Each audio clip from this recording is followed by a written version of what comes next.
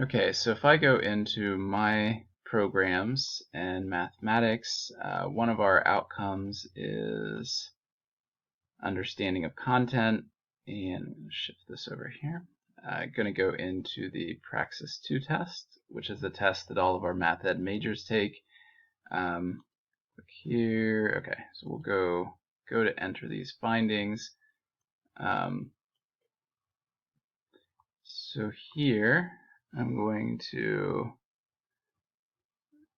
add to the findings. And there were 4 students that took it, all that passed it, which is meeting our target here. If I try at the class level and I say that sample size of 4 met it, and I go to save, it'll say please select a class. There is no class associated with this, so it doesn't really matter what I click here, but I get that error. And then if I try to put it at the student level, I need to put it in a little different here. Sample size of 4, and I type in 100% met this target. I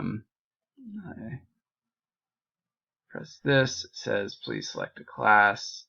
If I try it for a different term, it does not work either, still gives me that error. And notice I don't have any drop downs here, and it's not tied to a particular course anyway.